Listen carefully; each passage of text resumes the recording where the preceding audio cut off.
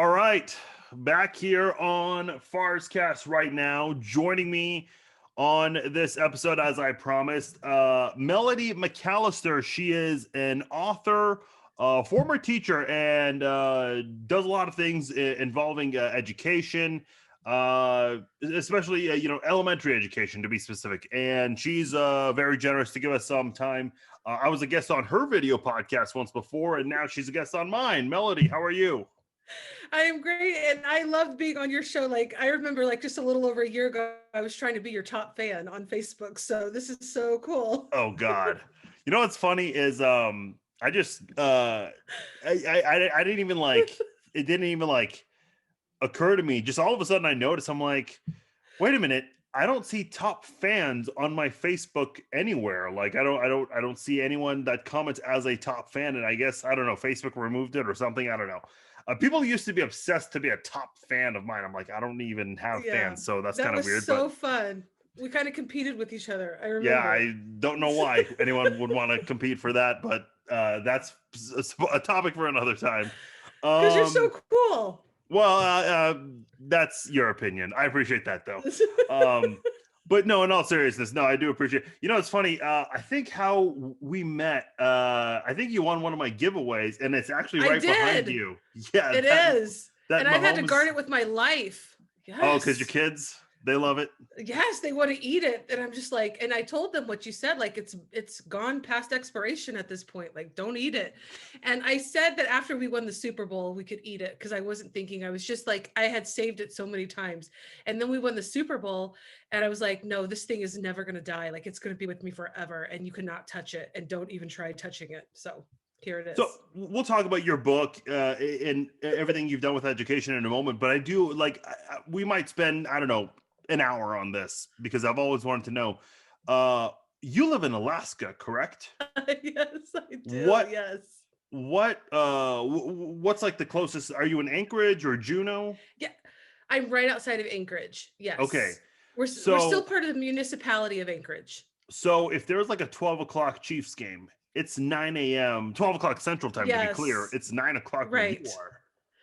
Yes. And Wow. that's why that's why if I don't plan ahead, and I have 5 kids and I'm teaching, I do teach my kids at home because of COVID. And anyway, and I do other jobs on the side. So it's like, if I don't plan ahead and I'm not like intentional about making the Chiefs games, I will always miss them because of the freaking time zone. Yes. I remember last year. Well, I've been in Vegas for Chiefs games before, whether it's the preseason games are always night games. But I remember in years past, I'd watch a Chiefs game at 1:25, Vegas time.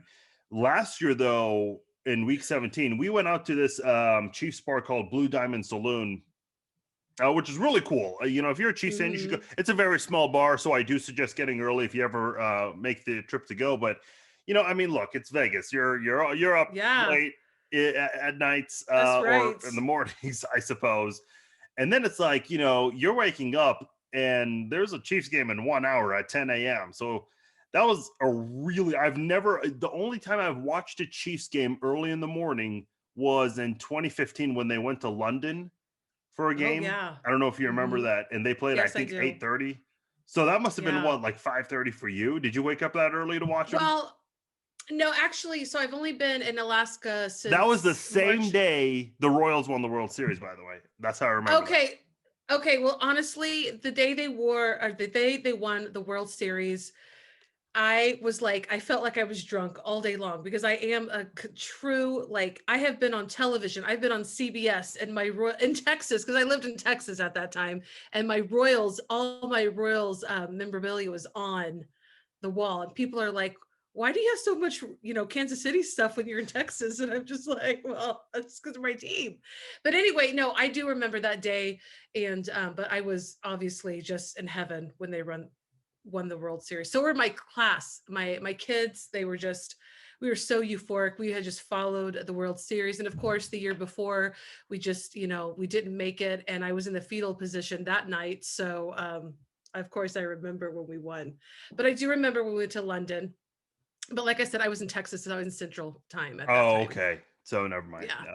Yeah. So when people in Alaska watch, Monday Night Football, are you guys offended by that? Because technically that's like Monday afternoon football for you guys.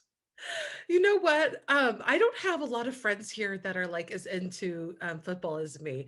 And like even when we went to the bar to watch the Chiefs Super Bowl last year, there were Chiefs fans, and I wasn't the only person wearing my Chiefs, shirt or anything. But it just isn't. It's like it's very diverse. A lot of people like the Seahawks because of the Washington, like that's the closest team. So there's a lot of Seahawks fans. But other than that, like I don't know as many people that are that excited about football. I know that sounds crazy, but it's just it's not like Kansas City. It's not like in Dallas where we used to live. It's just different here, I guess. And maybe it is the time zone. I don't know, but I guess the biggest team that I see celebrated are the Seahawks. So So this is a weird question, because I'm a KU guy, but is mhm. Mario Chalmers a big deal in Anchorage? I don't think so. Like I never hear anything about him. I don't Okay, even know who well, he is. I'm terrible. I love KU, but I don't know who he is. no, he Sorry. played for K. He's the guy who hit that game winning shot, or not, game tying shot to force overtime in the championship, like in 2007. Okay. Have you seen that epic like photo on sports? I'm sure you've seen the picture. I probably have seen it, and this is why I told you, do I need to research anything so I don't sound like an idiot when we Well, talk? no, That is what I wanted to know. that's not a big deal. No, that's not a big deal. Yes, it is. You're Uh, taking my KU card away from me at this point. no, it's fine. Trust me. I don't even think. I mean, if any KU fan's going to criticize you, ask them how many football games they've watched this year. I guarantee you the answer is none. So don't even worry about that. Well, my dad and my little sister, they're true KU fans, so they probably will be upset. Well, my dad, he passed, but my little sister, they'll be upset with me that I don't know these people. So Man, I was planning on. I've not been to Lawrence in a long time. I was gonna go. I don't think my brother's 23. I don't think he's been to Lawrence since he's turned 21. So I was wanting to like take him this summer to go, show him a couple of the popular bars in our, but because of the virus and everything, it's like such a weird time. So I was really bummed out. There's the burger stand there. I love that place. Went there in Topeka also. But yeah, hopefully this goes away soon because look, I'm a patient guy, but this whole thing of not going to bars and restaurants, like I'm willing to wait. I'm one of those guys. I understand some people are willing to go. That's fine. I'm waiting this whole thing out, but that's yeah. a topic for another time. But yeah, I mean, I just think like, what is there to do like on a Friday night or Saturday night in Alaska? Okay.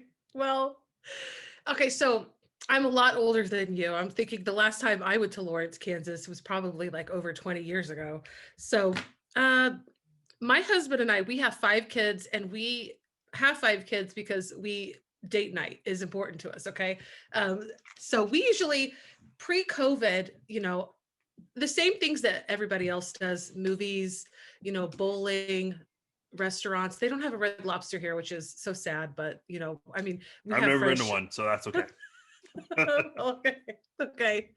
But so I love the Olive Garden. And I know that sounds so ridiculous. I'm in Alaska, but when we're feeling really homesick, because I spent half of my life in Texas, I spent the first half in Missouri, the second half in Texas. So when we're feeling really homesick, we go to the Texas Roadhouse in Anchorage. Okay. Where in Texas did you live, by the way? I lived in Dallas County.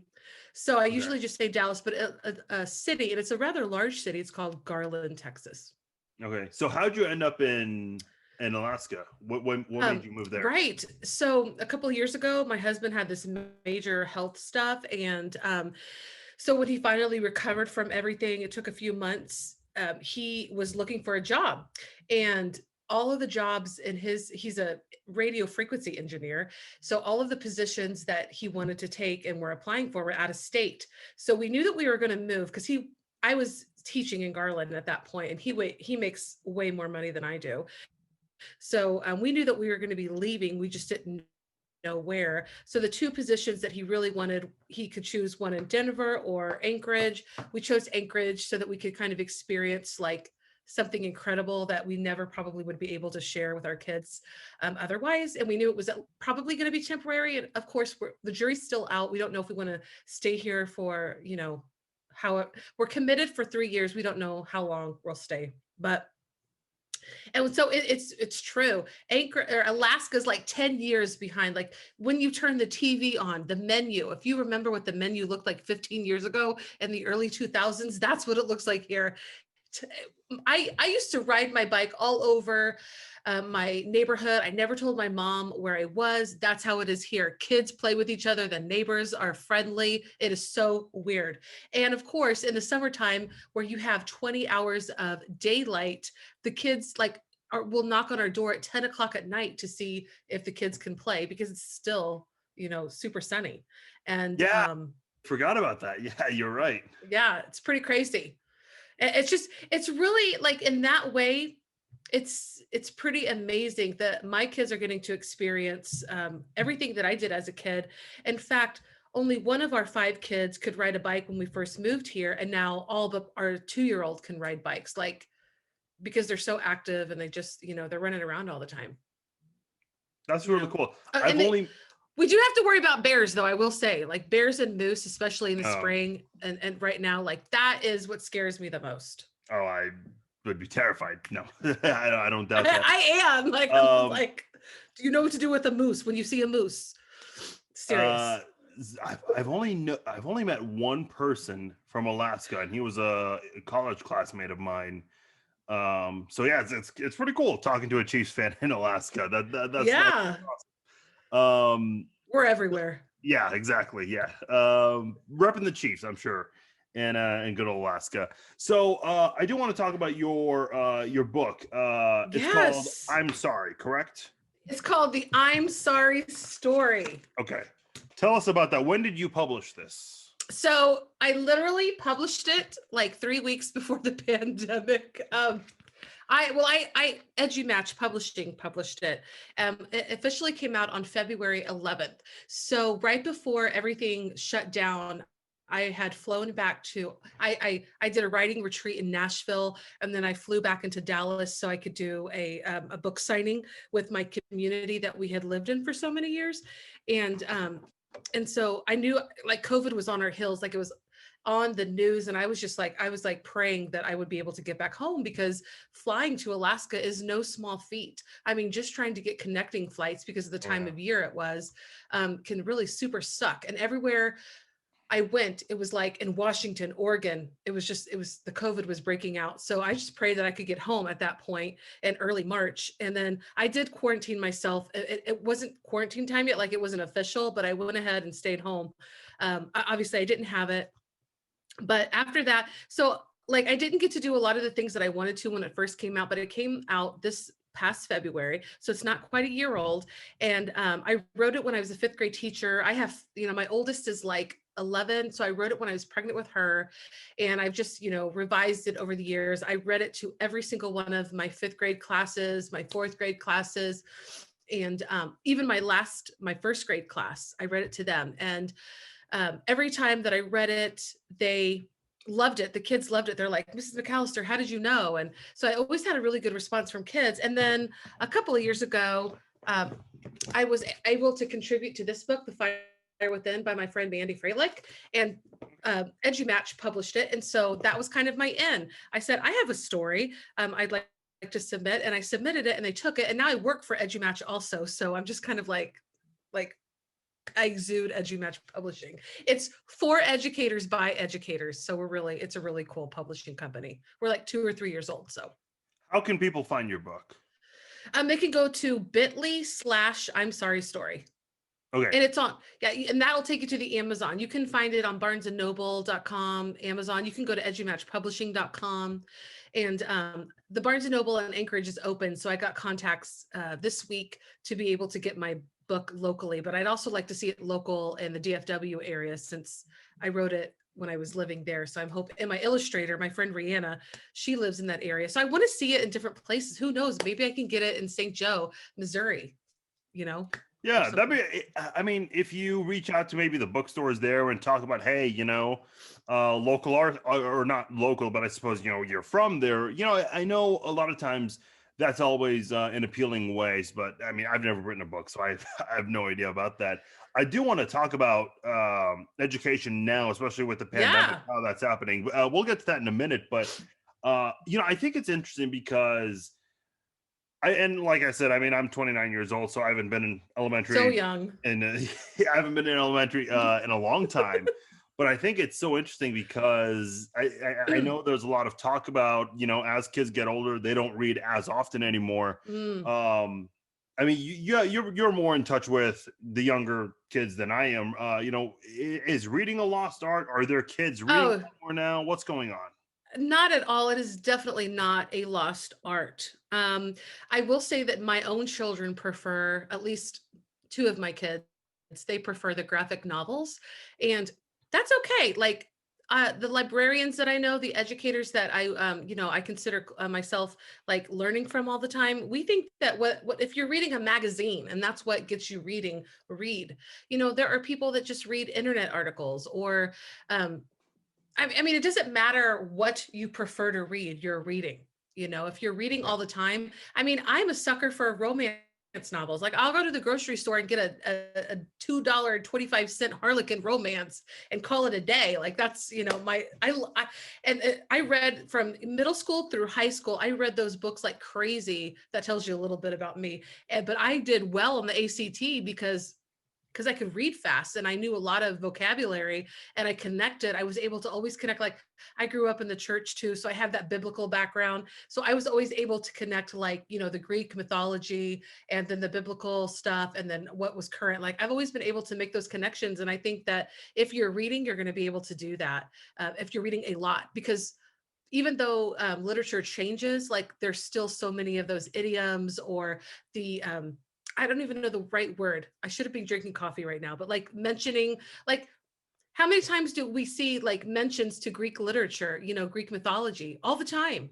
We don't even realize that it's a part of our everyday norm. The things that we say, it stems back from, Greeks, or ancient Greek time, and Yeah. it all fits together, even in graphic novels. So that's why it's like, if your kids are reading or if you're reading, whatever age you are, you're keeping your mind active and you're continuing to learn, which also is just good for your brain and staving off, dementia and all sorts of things like that.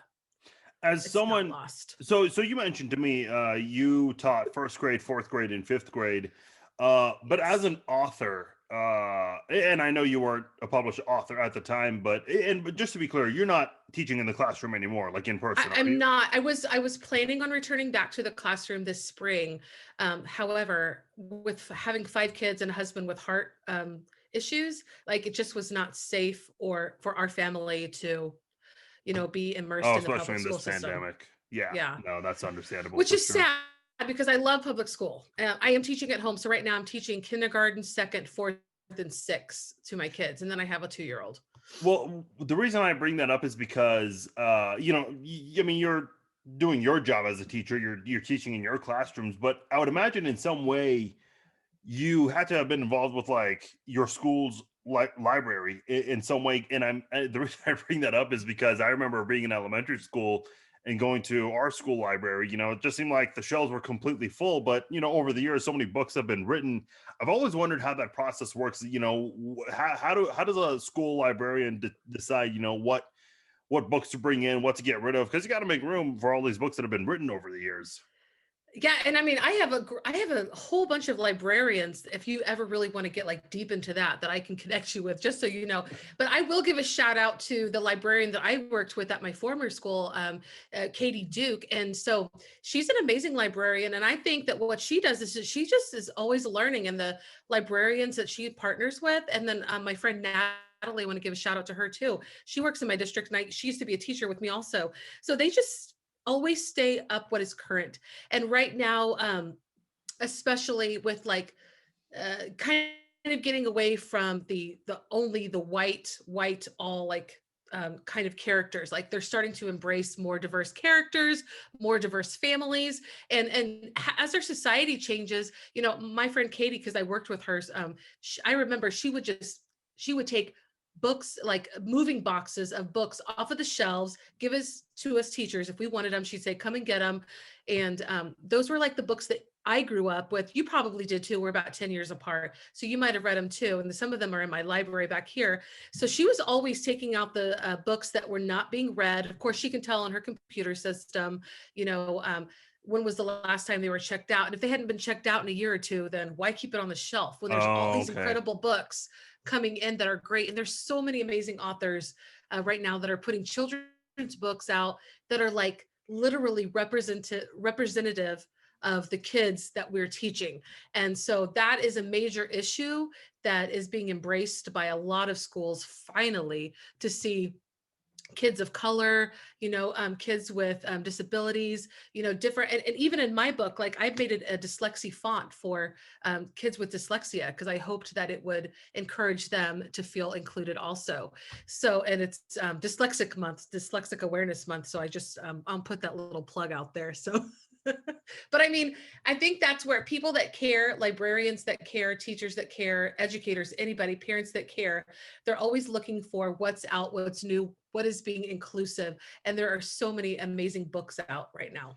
You know, I remember every kid in school just like freaked out like it was Christmas Day. They would always bring like the book fairs. Yes. Well, not the book fair, but also something else.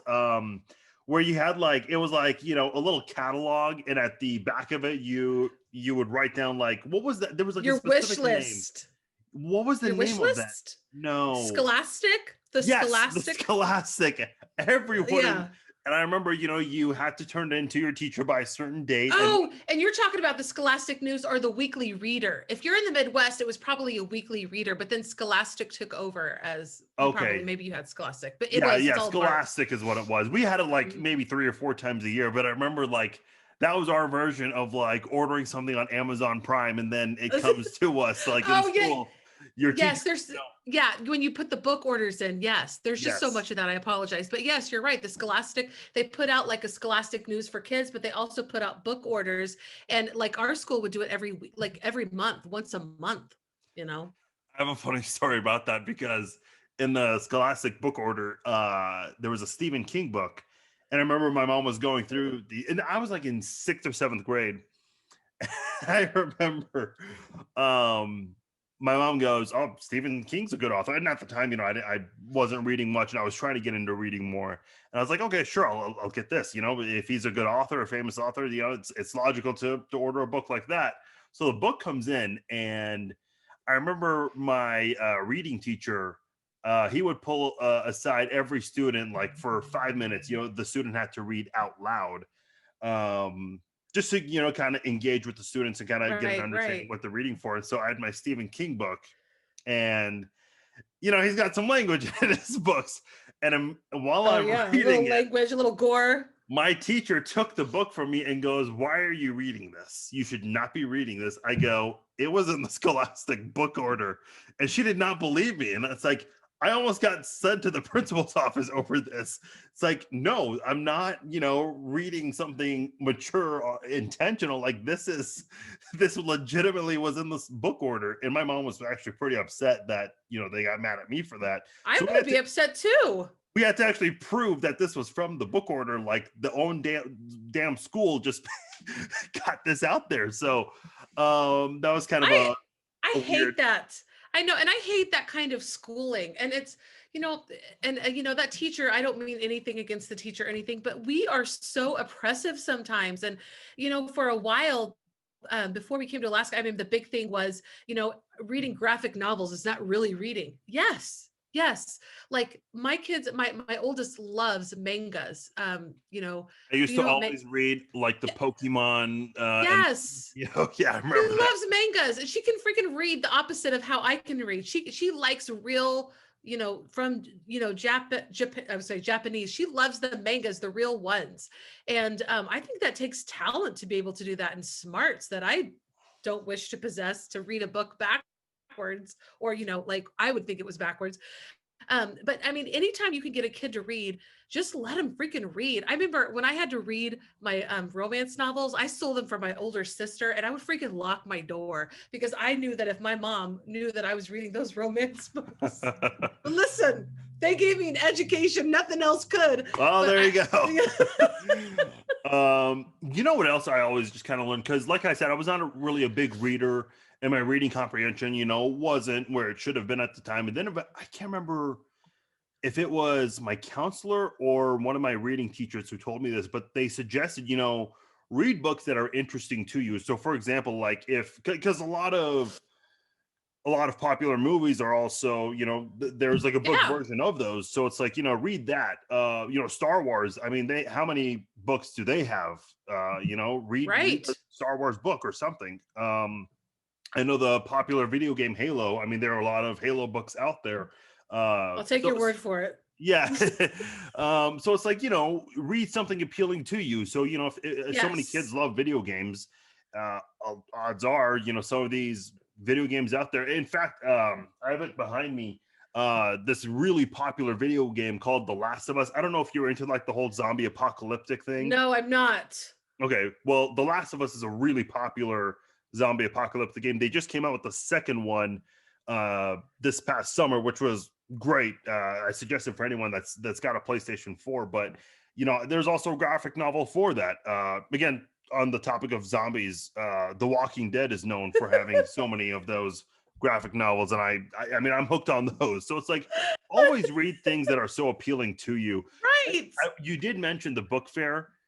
One thing that like my friends and I always, and we had to go like early in the morning before school started because we knew they ran out. We always got, I have some of them with me, or maybe I don't. The Guinness Book of World Records, those like Yes. big, yes. Yes. I have some of those behind me too. I for Every sure kid, do. I Yes. had them from 2005 to 2007, 8, whenever I God, was you are in. so young. Yeah, I know. But Sheesh. those were, I mean, some of the popular books. Yeah, just kind of crazy reminiscing on those. And I love that because, those are nonfiction. And if you think about it, like letting kids just enjoy what they're reading, like you reading Guinness World Records, I mean, you're reading a whole bunch of nonfiction, and we want our kids to be able to read across the different genres. And also, do you speak more than one language? I mean, I know a little bit of Farsi. That's it. Like, I Okay. hardly Well, I know. was going to say because a lot of times there's students that are speaking, they're bilingual or whatever. They may know more languages. Oftentimes, at first, their comprehension is not necessarily the greatest. It's not the strongest. But then later, the more they consume reading, it starts to come together. You just have to give it some time. I think. But I mean, we want our kids to read, and you hit the nail on the head. Let them read what they enjoy. Now, Well, if it's really horrible, awful gore stuff, maybe obviously check it. well, another thing too. It's like we were talking about read books that are interesting to you, like a Star Wars book Or a or romance book. Halo. Yeah, romance book. But so many kids love sports too. So it's like read Yes. like okay, like if you're in Kansas City right now, I imagine every kid has is trying to get their hands on all these new Super Bowl books. I know Matt Derrick has one. Adam Teicher has one of ESPN. In fact, Matt Derrick, who's been on my podcast a couple of times, he Dang. wrote the first Patrick Mahomes Dang. biography a couple of years ago. I need to get that. Yes, it's called Showtime. It's really good. It's actually, I mean, when I first got the book, I was kind of surprised. I thought it would have been like your typical like smaller size book, but it's actually a little bit bigger. It's got pictures in it and all, but it's still a great read. And it's actually something kids can read as well at like the elementary levels. Yes. So that stuff's things that are interesting to kids. As you said, Right. uh kids love sports. There's so many autobiographies of Tom Brady, Peyton Manning, LeBron Mhm. James, Michael Jordan, whoever. Those Right. are always books that the kids should definitely read about because it'll get them hooked and maybe it takes them to the next book or the next level for their reading Yeah. comprehension. I mean, I am an avid reader, always have been, but I loved historical fiction, especially historical fiction romance, but that took a little bit longer to develop. But anyway, that got me into biography. So I was always reading about all of my favorite music groups, the favorite bands and stuff, or like Elvis, or the Beatles, just like, okay, I'm not that old, but I mean, I still liked them. So I read about them when I was younger, but I'm not like, that was not during my lifetime when they were huge. But anyway, yeah, you're exactly right. Like if you can cross over. So you're reading the Guinness book of world records, you know that you want to know more about something. Then you start pursuing like maybe a swimming record is very interesting to you, or maybe like animals, you find these things out, and that's what makes them want to explore that. You have to give them opportunities. And what I hate about the school system, unfortunately, is that we're so locked in to this teaching the same way. Like you and I probably were not taught very differently, even though I'm 10 years older than you.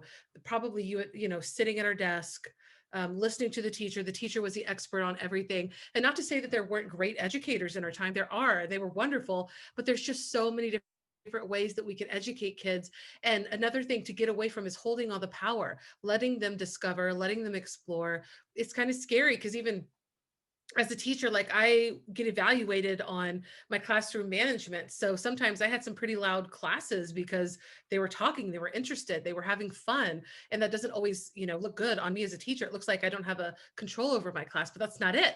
Like classes don't have to be quiet to be great classes. They can be, fun.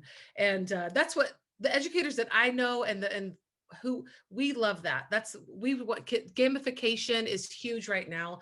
Just like what you were saying, all of those games being turned into graphic novels. I mean, that's pretty damn amazing. I didn't Yeah. even know about that. I think it's just, video games, and look, I'm a gamer. And I'll admit, when I was a kid, I played, maybe more than I should have. But it's like, I think these video game creators, they always say, hey, look, let's make, a graphic novel or a book version of this game. That way, kids can find that other path to, turning this game into some sort of education in some way. Does that make sense? Sure. Yeah, but it's probably marketing more than anything, just trying to make a bigger buck. Yeah. And parents too. But I mean, I just want to say, you said that you probably played more, but look at you. You have a voice, you have a platform, you're doing well in life. I mean, is there, we are so worried about our kids playing games too much, but really sometimes it's kind of where our life is going. It's kind of where I hear two sides of the stories, that it's good because this is where our future is going to, but at the same time, you don't want to be like so sucked into it that you have no life skills. I once had someone on Twitter come after me yikes. and go, I can beat you in Madden. I was like, dude, I will give you the trophy now. If you want to raise that badge of honor of beating me in Madden, great. I'll take other badge of honors. No, one funny comment I wanted to bring, I don't know why, I just remember this now. Look, I think reading is important. Everyone needs to be reading. We can all agree on that. But I remember I was on a plane once, and this guy next to me pulls out this huge book. It's like a Dungeons and Dragons book. I don't know what it was. Oh my. And when you open the book, it's even bigger. It's bigger than like the tray in front of him. It's like going into my area now. And I just kind of turn to him and I make the look like, dude, really? Like put the book away or at least, have it so it's not in my way. Like it was the biggest size book I've ever seen, but I don't know why. I just remember that now. And D&D fans are like serious. Like you're going to take that big of a book on your plane? Like what is that all about? That I'm sure. Yeah, those people are serious. That must be really uncomfortable to carry, but hey, dedication. What can you say? Right. I do want to ask you because, like I said, interesting times, of course, not ideal, obviously, but lot of places. And I mean, I'm not in school anymore, but I know some places are doing online learning, and then I guess at times, depending on the days of the week, they'll do a half day in school and then the other half at home. So I don't really, and like I said, I don't have kids or anything. I'm not in school, so I don't really know exactly what's happening there. But bottom line is, I mean, this is not your normal school year, or I guess, it's 2 not. semesters now since March. What do you make of all of this? I am in a huge educator community. So even though I'm not in the public schools right now, I'm still like, I work with educators all the time. I collaborate with educators all the time, and I'm still teaching my own kids. And so I'm always learning. And what I'm seeing is that the downside of, the remote learning, besides, parents being inconvenienced because of work and childcare issues like that, I'm not even going to go into that at this point. But what I see what they're doing wrong right now, what is really hurting teachers, what is hurting kids on the online side, is that they're trying to replicate what they do in a classroom online. And you can't do that. Like, so my own kids take virtual courses and they have a ball. You know, they're the teachers know how to teach virtually. It's not like they're just learning how to do it. And I'm not saying that to criticize any of the teachers right now, but there are educators out there who have been teaching online for years and they know how to work their students. You know, they know how to engage them, and they don't stay on for hours. They are very like half an hour to 45-minute sessions, and they're very active. They're very gamification type lessons. And so then you go and you have all these lessons, and teachers, you know, like I said, I collaborate with thousands of teachers on a daily basis in the communities that I help. That's part of my job. And some teachers are having a really hard time, like not being able to understand why they can't tell a kid who's in their own house that they need to get outside of their bedroom. Like they can't be Zooming in their bedroom, or they have to, you know, they can't eat, or they still have to ask to go to the bathroom. Now, there's a lot of teachers who are like beyond that, and they don't even care about all of that. But there's still educators out there who are having a hard time that they don't have all the control. Because Yeah. as an educator, we're supposed to have the control. That's what we get evaluated on a lot. And so I've seen that. And then I've seen where, like you were talking about, where kids actually go in for a couple of days of the week and then they come out, and they're very distanced. You know, they're all the safety precautions are put in place. You know, what I can only say to that is that those teachers are very tired. Some teachers are continuing to teach to students that are in front of them in their classroom, and also at the same time, students that are tuning in virtually. Like, let's say that the district has offered families that they can go in a couple of times a week, or they can fully be face to face, or they can fully be remote.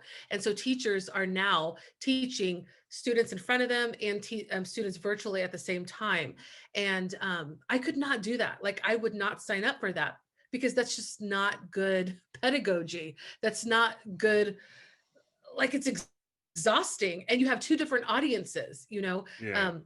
And so yeah, teachers are really exhausted right now. They're working their butts off, and people that are making decisions, there's some of them are very out of touch of what's going on, or they're trying to please, you know, the parent population. And I love my parents. I have good relationships with the parents that I've had their students. You know, I am a very parent, um, like, I invite them into my classroom. So I don't mean anything against parents right now, but you know, some of the force face to face is to please parents so they can go back to work. So it's like, it's just a very gray area. And then you have teachers who are also parents, you know, who it's just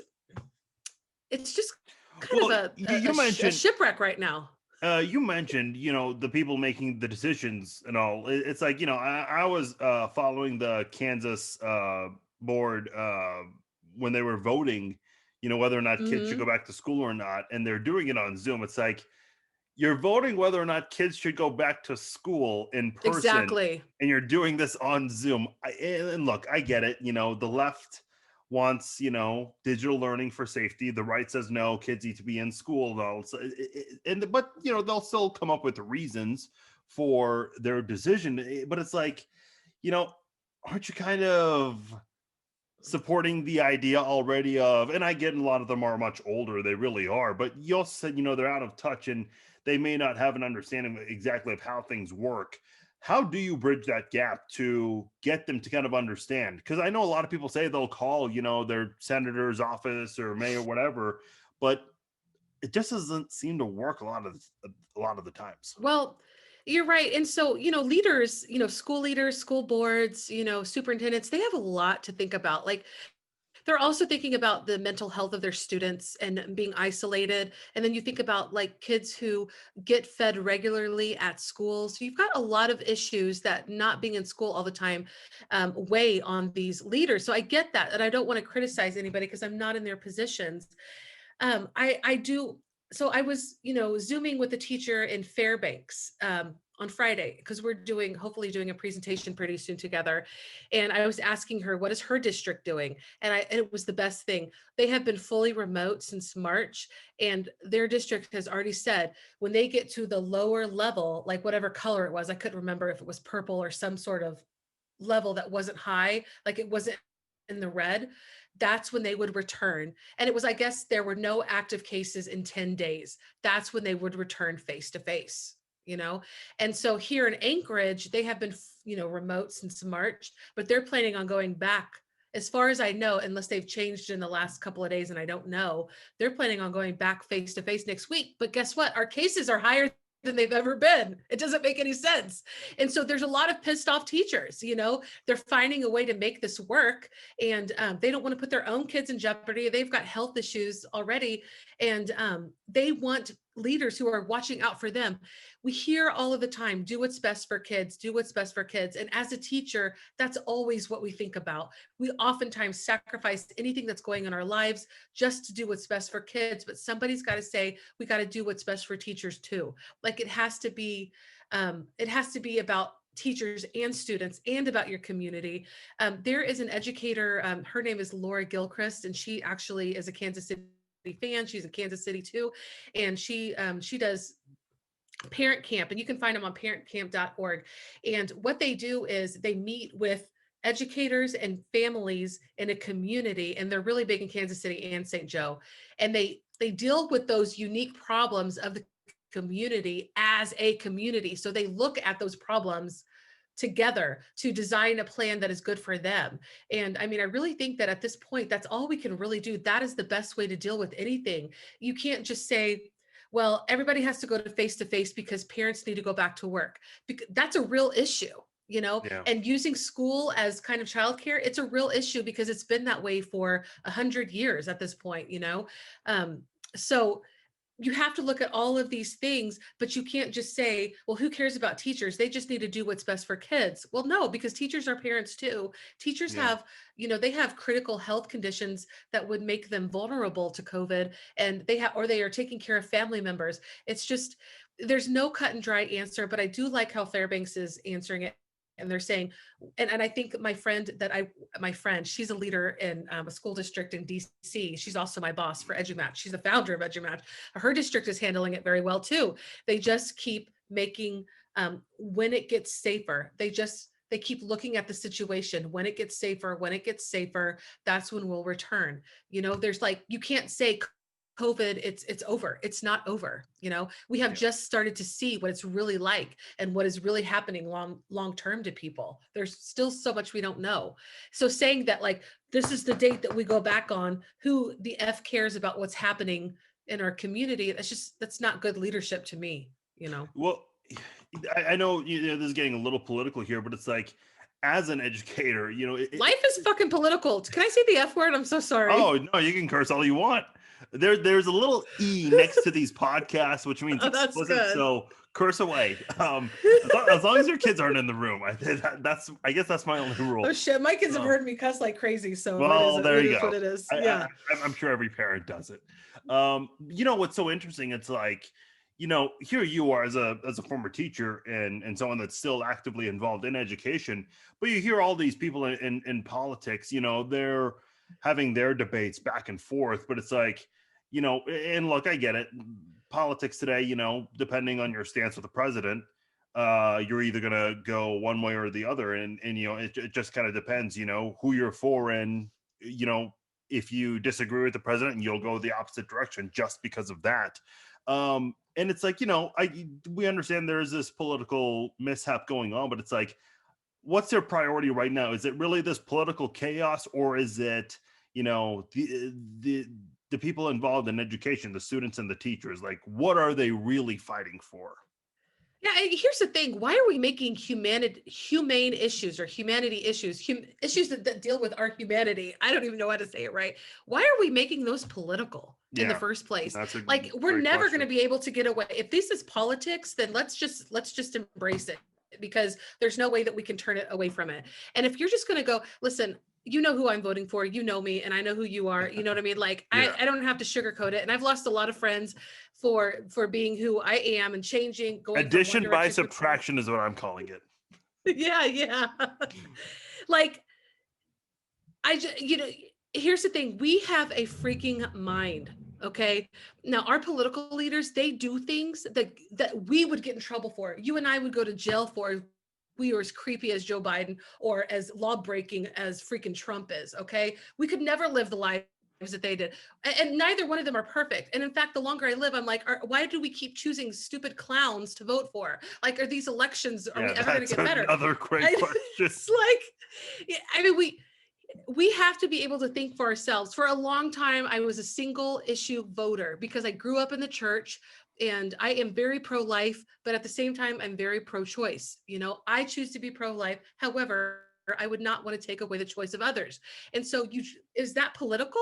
Why is that political? That's about people. That's about humans. You have to think for yourself. If I only vote for that single issue, I am going to continue to put a freaking clown in office. And I don't want to have anything to do with that because he's not pro-life. All of these politicians that use that as a way to control us, those of us who maybe identify as more conservative, like that's what you're doing. You're being controlled. And all of these stupid memes, like lately, I've really had to think about, what am I putting on my social media? Are these things really true? Yeah, they're worth a chuckle, but how real are they? And it's propaganda. Like, can my own kids navigate? My kids are amazing. They know that people first, like human flesh, that is the most important thing about us. Like we mean something. Like we don't sacrifice people, right? I can't tell you how many times I've been unfriended lately by people who profess to love God and Jesus more than anything in their life. They don't even give me they just unfriend me, like not just on Facebook, but in real life too. And that's just a part of it, we have to think for ourselves. And I know I just went on a tangent. I'm sorry. If it makes you feel better, I don't ever notice when people block or unfriend me. I look, I couldn't care less. I think you already They tell know the story. me. Yes, you do. And I love the way you handle it. That's what another the reason why I want to be your big fan. I block people on Twitter, and it's a pretty big deal, among Chiefs fans on Twitter. And people are like, "Oh, he blocked me because I disagree." I'm like, "No, I blocked you because you're an idiot." Right. I don't want any of that interaction with you. Right. But my favorite is like, and look, I've shared this story before. If someone unfriends me or whatever on Instagram, I'm not going to notice. I have too much going on in my life to pay attention to that. But when I block someone, like I just blocked someone on Sunday, they emailed me, asking to be unblocked. It's like people will reach out to me on Facebook or Instagram or whatever, Snapchat, whatever I did not block them on. It's like, look, do you really think like I'm going to block you on this too? Because you're just now at this point, you're annoying. Like, yes. Like they need to say, I'm sorry first. If they want to be your friend, they need to take ownership. That is a great what plug. They've done. Seriously. Well, I mean it. That's the thing. And that's why I wrote this book. It's just because like we don't treat people well. Okay. Yeah. Like I'm like you, I don't know. Like I eventually am like, I haven't seen this person in a long time. And then I go to, and I check and they've unfriended me. That's how I know. But there's people who are like, they make it a point to tell you like, I don't want to be your friend anymore because you don't have any values. And I'm like, excuse me, I have a lot of values. We just have a difference of opinion is what it is. And that is kind of the culture that I was brought up in, is that like when people don't agree with you, you take it as a threat and you cut them off. It's such a culture of intolerance, but we're supposed to be a culture of complete love. I could never understand that until I got away from it. And I think that it blinds us and it doesn't let us think for ourselves when we're, brainwashed like that. It's funny. I removed someone once. She was a mother who we met through another family friend, but it's like the things she just wrote were always immature. I'm like, oh, look, I don't need to see this on my Facebook. And within seconds, she's messaging me, which I'm obviously ignoring. But the part that bothered me was that she actually contacted my mom to like tattle on me, basically. So, we don't need to get into that. For you? yeah, Oh my I gosh. offend people when I block them or remove them. I don't get it. I'm not that great of a person to talk to. I mean, come on. Anyway, No, you know, you are. You're awesome. well, you're nice. That's yeah, I I'm a appreciate top. that. No, That's I'm nice of not you. nice. I'm a top fan. Let's get that clear. Actually, I do want to go back to the whole book thing because you were showing your book. You know what's really cool? We kind of talked about this before with video games in some way. I remember when I was in first grade, every kid loved Mercer Mayer, and you know what I'm talking about, the little critter Mhm. books. You know what was Yes. so fun? Everybody loved these. They came out with these little critter computer interactive games where it's the same thing. It's the book on a computer, and you Hmm. basically go page by page. But you can also click on the background or the characters, and they'll talk, make a comment. There might be like a frog jumping in the background, something weird like that, Right. a car moving. Do you remember those? Did you have those when you were a teacher? Okay. We had a lot of, yes, computer programs, not that one, but I was probably in college when you were in first grade Okay, or because I know, like, I close mean, or high school or something. I don't know if Arthur is still a popular. We like uh Arthur. We're a PBS family. because I know they also had their books as computer games where it was like an Okay. interactive book. I don't know if That was you're not. pre-teaching. That was pre-teaching. I was probably in high school, like my later years of high school. So I Okay, didn't really have anything to do with that. Like I don't know I'm much gonna about send that. you a link of that because I think I Okay. actually ran into it a couple of days ago. It is pretty kind of cool how they integrated that. I was gonna ask if you did that with your Yes. students, but I suppose maybe times have kind of moved on from that. But real quickly before we wrap things up here, I don't know. You and I talked about this before. I don't know if you call it a podcast or if you just call it your Facebook Live videos. You do these Facebook Live videos on your Facebook page. First of all, tell everyone how they can find your Facebook page Thanks. and Yes, Farzin. Thank what do you you. what do you do? What are these live videos that you do? Right. So, like I said, I collaborate with some pretty amazing educators. And so I have a platform that I can share with a lot of people. Uh, but so I spotlight an educator every week on Thursdays, and every Wednesday I usually have a book chat because I'm also always with all these authors. And like recently, I got to interview my favorite romance author. So it's not just educator authors, although most of them are educators and authors. But I go live. I try to go live on Wednesday and Thursdays because other times I go live with people that I work for and do stuff like that. But I love it. And so on my Facebook page, you go to facebook.com/. MJ McCallie writes. So that's MJMCALLIWRITES. And that's also my Twitter handle if you want to follow me, MJ McCallie writes. And I go live, I stream a lot in the different communities that I help admin. And just to get the word out there, like there are so many authors out there, like it is inundated. We are just, how like being able to highlight somebody is something that I love because like for you to interview me, like I don't take this for granted. Like I am so appreciative of it and grateful. I really do appreciate this time and being able to lift up somebody else, use up my platform to help get the word out. And I mean, like all these books back here, like these are my friends. My friends wrote those books. My friend wrote this book. So I love talking to people that have done amazing things and getting the word out there. And so, yeah, I go live.